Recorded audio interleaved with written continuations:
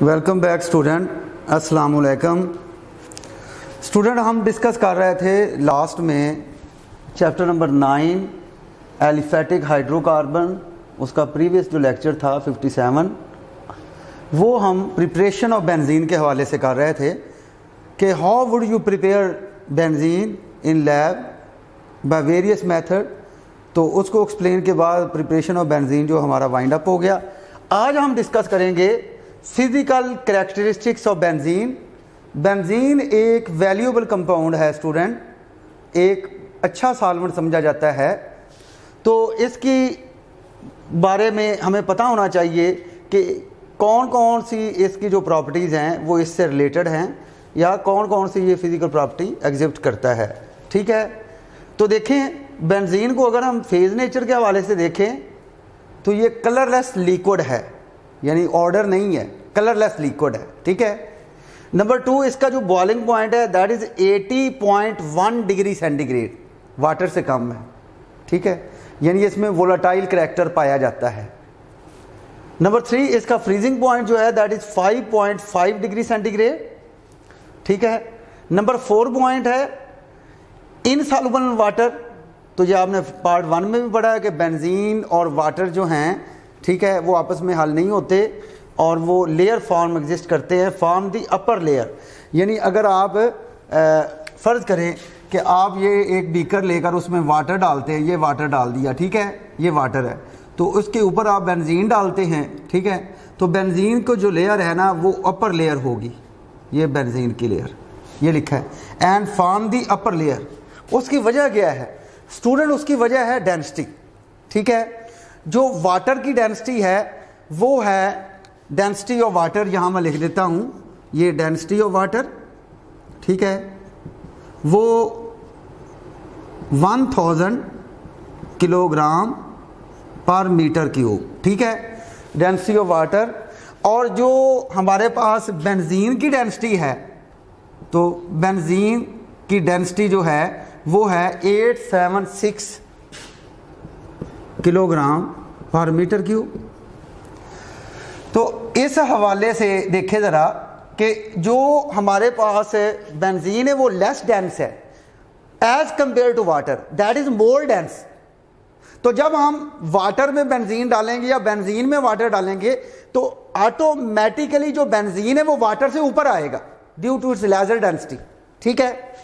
तो नेक्स्ट देखिए, ये मैंने अभी बोला था कि बेस्ट सॉल्वेंट समझा जाता है, तो miscible with ether and alcohol. ठीक है, सॉल्वेंट के तौर पे भी है और इसमें ये मिसेबल है और इसका मतलब ये सल्यूट का काम कर रहा है और ईथर और अल्कोहल जो है वो सॉल्वेंट का काम कर रहे हैं। ये देखिए मैंने लिखा भी है that behave as good solvent. Reasons के लिए और कंपाउंड के लिए ये बेस्ट सॉल्वेंट समझा जाता है। Specific gravity that is 0.884 gram पर centimetre cube at 15 degree centigrade, ये इसकी स्पेसिफिक ग्रेविटी है।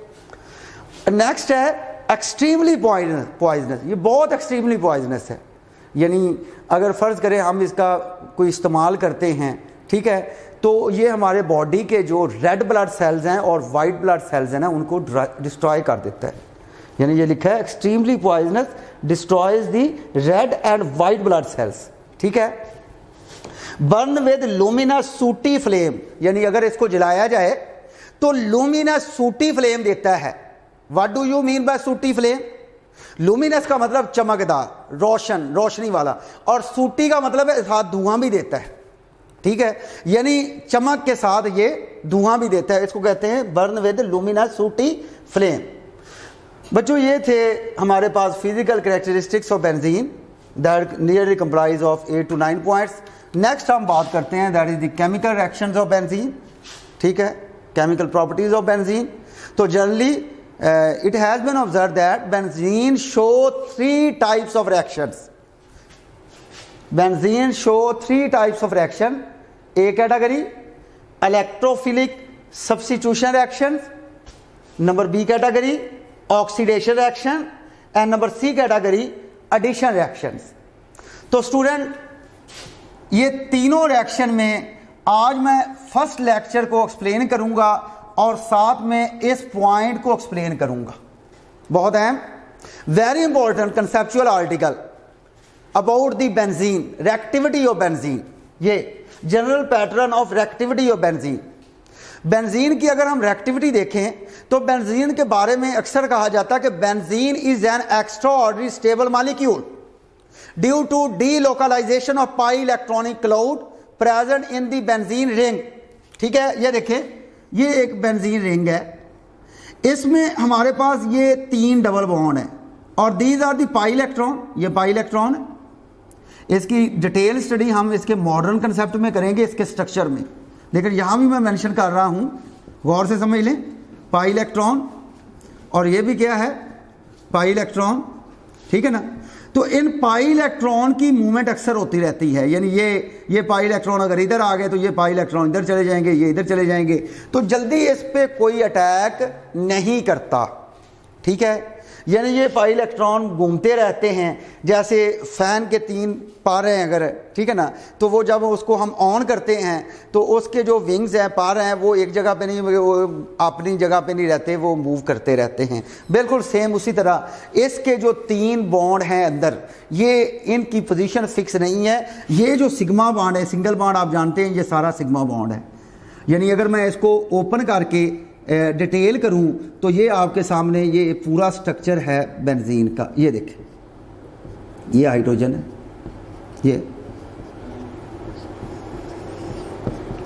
ये हाइड्रोजन, ये बेंजीन है, ये सिंगल बॉन्ड, ये सिंगल बॉन्ड, ये सिंगल बॉन्ड। इस कार्बन के पास 3 सिग्मा बॉन्ड है और एक ये जो है, ये क्या है, बिटवीन कार्बन कार्बन ये पाई बॉन्ड है, मीन पाई इलेक्ट्रॉन है। इस तरह ये भी पाई इलेक्ट्रॉन है, ये भी पाई इलेक्ट्रॉन है। तो पाई इलेक्ट्रॉन की पोजीशन जो है ना, वो फिक्स नहीं है, ये इधर जाते हैं, ये कभी इधर जाते हैं, और ये आगे वाला जो इधर जाता है, इस तरह ये मूव करते रहते हैं, इनकी पोजीशन फिक्स नहीं है।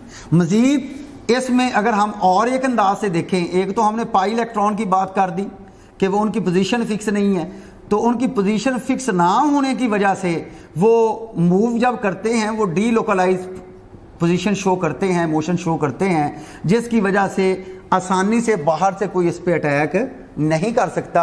इस वजह से बेंजीन स्टेबल समझा जाता है, जल्दी रिएक्ट नहीं करता। आम हालात में जो है बेंजीन के साथ रिएक्शन, कोई भी रिएजेंट रिएक्ट नहीं करते। ठीक है, अब ये देखें, यहाँ पे ये कार्बन और हाइड्रोजन की इलेक्ट्रॉन एक्टिविटी आई थिंक 2.1 है और इसकी 2.5 है। तो कार्बन हाइड्रोजन की इलेक्ट्रिविटी में अगर फ़र्क देखें ना, तो दैट इज जस्ट ओनली 0.4 या 0.3 के करीब आता है, यानी रेंज लिख लेते हैं 0.3 से 0.4 इलेक्ट्रॉन, जो बहुत ही थोड़ा है, जो इसके पोलर करैक्टर को इंडिकेट नहीं करता। तो सब्स्टिट्यूशन रिएक्शन क्या है, ये देखिए, सब्स्टिट्यूशन रिएक्शन स्टूडेंट वो रिएक्शन है जिसमें एक एटम या ग्रुप ऑफ एटम का निकल के उसकी जगह आके लग जाना। ठीक है, अगर हम ये बेंजीन का रिंग है, सब्स्टिट्यूशन में क्या होना है, कार्बन नहीं निकलना, हाइड्रोजन निकलना। ठीक है, यानी यहां से फर्ज करें हाइड्रोजन निकलता है, या इस तरीके से समझ लें कि ये बेंजीन है और ये साथ एक एक क्या है, उसके हाइड्रोजन है, ऐसे। ठीक है, ये हाइड्रोजन है और ये हमारे पास बॉन्ड आ गए। ठीक है, और ये जब ये यहाँ से निकलेगा, इसकी जगह बाहर से क्या आएगा, इलेक्ट्रोफाइल आएगा, क्योंकि ये भी एक इलेक्ट्रोफाइल है, डेफिसिट ऑफ इलेक्ट्रॉन। तो डेफिसिट ऑफ इलेक्ट्रॉन कौन से होते हैं, जिन पे पॉजिटिव चार्ज होता है। ठीक है, तो ये अगर हाइड्रोजन जाएगा तो इस कैटेगरी का ही बाहर से आएगा। ठीक है ना, कोई पॉजिटिव आ सकता है, NO2 पॉजिटिव आ सकता है, ठीक है, SO3 आ सकता है, कोई भी आ सकता है। इसके रेलिवेंट रिएक्शन हमने अभी पढ़ने हैं, उसमें पता चल जाएगा। जब ये स्टूडेंट बाहर जाएगा और इसकी जो इनकमिंग जो है, इनकमिंग इलेक्ट्रोफाइल जो है वो आएगा। ठीक है, तो इस तरह के रिएक्शन को हम कहते हैं electrophilic substitution reaction. Electrophilic substitution reaction, when one electrophile is substituted by another electrophile। ठीक है, यानी one electrophile is replaced by another electrophile, so these reactions are called electrophilic substitution reaction।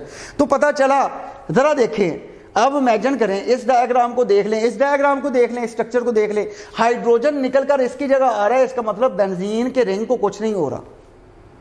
Benzene का पूरा ring carbon पर मुश्तमिल है, वो भी ठीक है, और इसके अंदर पड़े हुए जो डबल बॉन्ड है वो भी डिस्टर्ब नहीं हुए, वो सिंगल में कन्वर्ट नहीं हुए। सब्स्टिट्यूशन रिएक्शन में एक एटम निकलकर उसकी जगह दूसरा एटम लगना है। तो इससे पता चला कि जो electrophilic substitution reaction of benzene है, इसमें बेंजीन का रिंग का इन्वॉल्वमेंट नहीं है।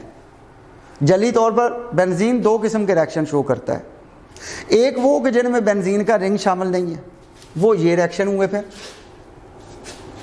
Benzene ring is not involve, ये समझ आ गई। और एक वो रिएक्शन है जिसमें बेंजीन का रिंग शामिल होता है, यानी बेंजीन का रिंग या तो मुकम्मल खत्म हो जाता है या उसके जो डबल बॉन्ड है सिंगल बॉन्ड में कन्वर्ट, इसका मतलब बेंजीन नहीं रहती। इलेक्ट्रोफिलिक सब्स्टिट्यूशन रिएक्शन में बेंजीन रिंग भी रहता है और बेंजीन का डेरिवेटिव बन जाता है, बेंजीन से बेंजीन का कोई डेरिवेटिव बन जाए। वो मोनो सब्स्टिट्यूटेड भी हो सकता है, वो डाई सब्स्टिट्यूटेड भी हो सकता है, वो ट्राई सब्स्टिट्यूटेड भी हो सकता है। तो वो आप जानते हैं कि बेंजीन के ऊपर रेडिकल का लग जाना, बेंजीन का रिंग एस्टैब्लिश है, उसको कुछ नहीं हुआ, ठीक है। तो ये जो दोनों रिएक्शन है, ऑक्सीडेशन रिएक्शन और एडिशन रिएक्शन, इसमें क्या होता है, बेंजीन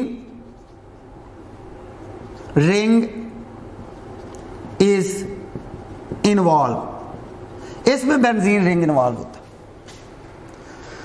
तो वापस आता हूं मैं उसी पॉइंट पे कि अगर ये हाइड्रोजन जो इलेक्ट्रोफाइल है ये बाहर निकलता है और इसकी जगह इनकमिंग इलेक्ट्रोफाइल आता है, अगर वो इलेक्ट्रोफाइल ये है वीक इलेक्ट्रोफाइल फर्ज करें, तो वीक इलेक्ट्रोफाइल जो है वो यहां से इसको निकाल नहीं सकता और इलेक्ट्रॉनिक शीट को वक्ती तौर पर डिस्टर्ब नहीं कर सकता।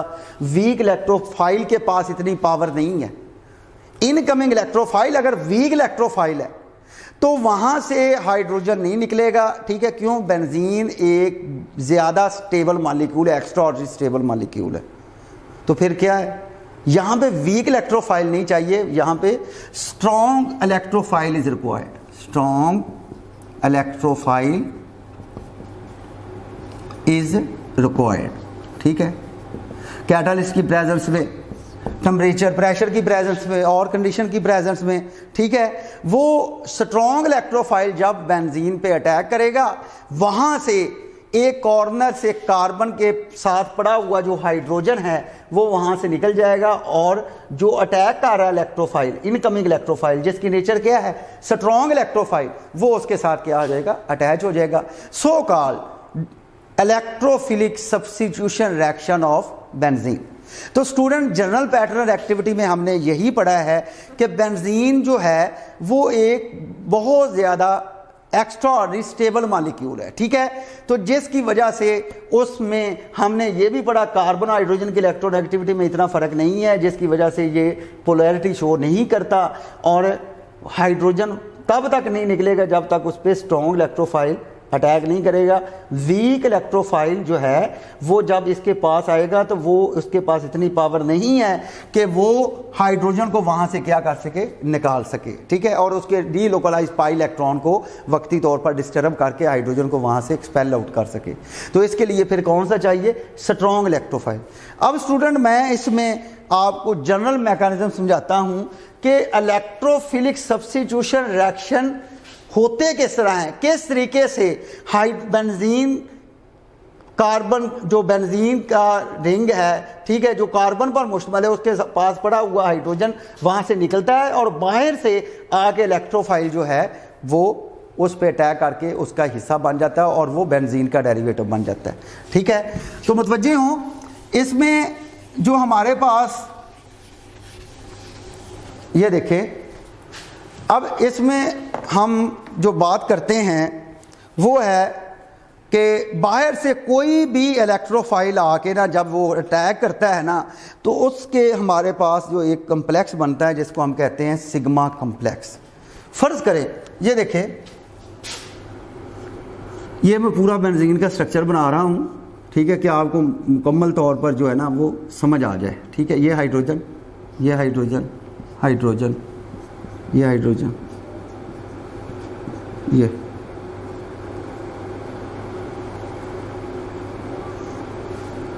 ये 3 बॉन्ड। अब स्टूडेंट ये आपके पास एक इलेक्ट्रोफाइल है, फर्ज कर ले ये इलेक्ट्रोफाइल। तो होता क्या है, फर्ज करें यहां पे आपने इस हाइड्रोजन को निकालना है और ये एक्स इसकी जानब लेकर आ रहा है। ये मैकेनिज्म मैं समझा रहा हूं डिटेल के साथ। तो इसमें ये इलेक्ट्रोफाइल है, electrophile mean positive charge, deficit of electron. इसके कार्बन कार्बन ये जो पाई इलेक्ट्रॉन हैं ये इसको दे दें और बाहर जाके इस कार्बन के साथ ये क्या बना लेता है, सिग्मा बॉन्ड, सिंगल बॉन्ड ही सिग्मा बॉन्ड। तो जब ये बनाएगा, देखिए यहां मैं लिख रहा हूं,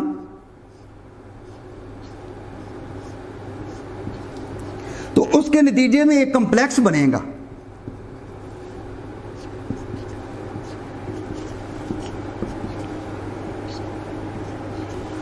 यहां से पाई बॉन्ड बाहर चला गया सिग्मा की सूरत में, और ये ऑलरेडी है, हाइड्रोजन अभी तक है, और ये हमारे पास क्या आ गया, एक्स आ गया, यानी ये बॉन्ड एक्स ये बाहर लग गया। ठीक है, यहां से ये जो डबल बॉन्ड था वो क्या हो गया, खत्म हो गया।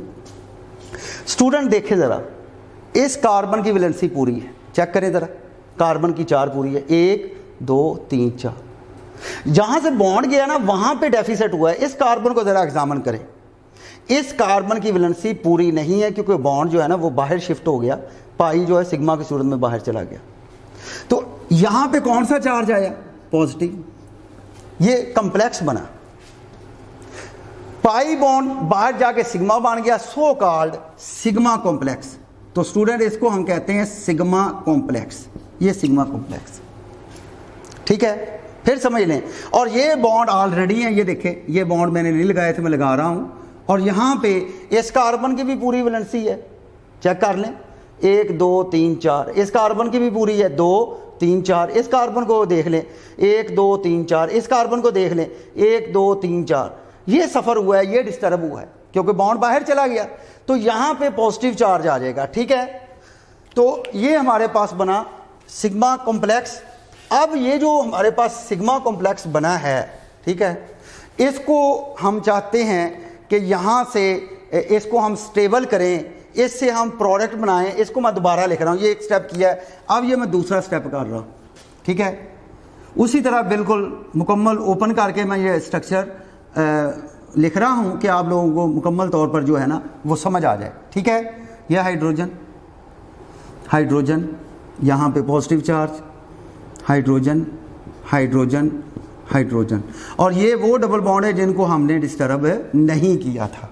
ठीक है, और यहाँ पे ये कॉम्प्लेक्स बना, ये हाइड्रोजन ऑलरेडी, ये ऑलरेडी हाइड्रोजन, ये एक्स लगा, बाहर से इलेक्ट्रोफाइल ने आके इस पे क्या किया, अटैक किया। ठीक है, और यहाँ पे पॉजिटिव चार्ज।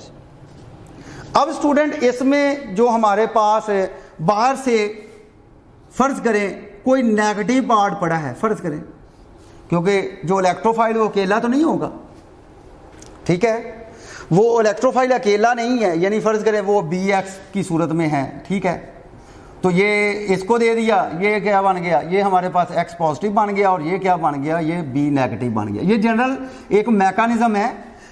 इसका क्वेश्चन ये है, what do you know about the general mechanism of electrophilic substitution reaction, या write the general mechanism of electrophilic substitution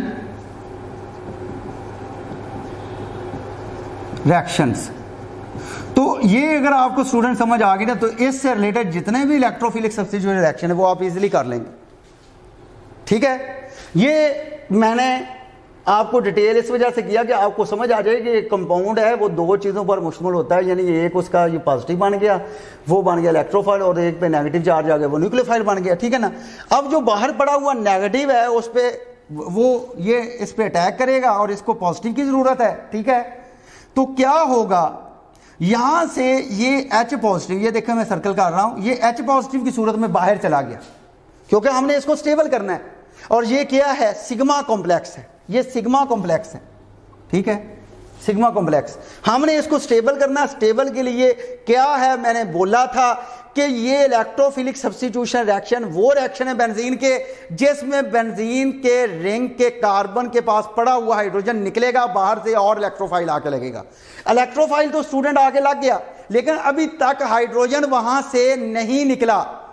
इस स्टेप में आप देखिएगा कि हाइड्रोजन कैसे निकलता है और किस तरीके से वो वापस जो बॉन्ड है वो इधर आ जाता है और जाके वो स्टेबल हो जाता है। कैसे, ये हाइड्रोजन H पॉजिटिव की सूरत में बाहर निकल गया तो क्या बन गया, ये BH बन गया या HB बन गया, क्योंकि B पे नेगेटिव H पॉजिटिव, ये H निकला है H पॉजिटिव, ठीक है, H पॉजिटिव निकला है तो बॉन्ड इधर ही है। ये बॉन्ड जो है ये क्या होगा, ये अंदर जाएगा और यहां पे वो जाके फिर बॉन्ड बना लेगा, ठीक है।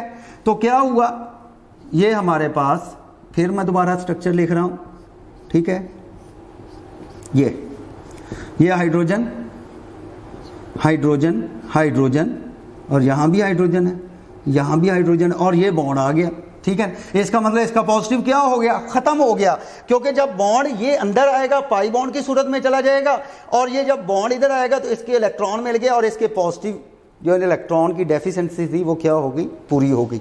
यहां क्या है, ये X, ये इसका मतलब ये बेंजीन का क्या बन गया, ये डेरिवेटिव बन गया और ये ऑलरेडी जो बॉन्ड है वो हमने यहां पे लगा दिए और पूरा स्ट्रक्चर जो है वो बेंजीन का मुकम्मल हो गया। ये मैंने समझाने के लिए ऐसे किया था। आप सिंपल ये बेंजीन का ऐसे स्ट्रक्चर बनाएं, ये देखें, ये भी मैकेनिज्म है, X पॉजिटिव का अटैक करवा दें, ये पहला स्टेप समझा रहा हूं, ये इसको मिल गया और आप जानते हैं कि हर एक के पास इस कॉर्नर में एक कार्बन और एक हाइड्रोजन है, ये तो पता है ना, ठीक है। तो क्या है, ये यहां पे अटैक करवाना है ना, वो जो चीज़ अटैक करवानी वो लिख लें और उसका हाइड्रोजन साथ लिख लें, ठीक है।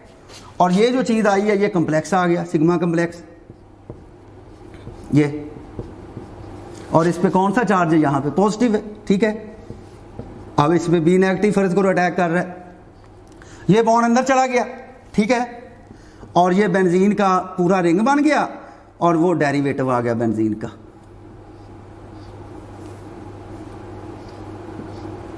ये आ गया और ये आ गया हमारे पास BH।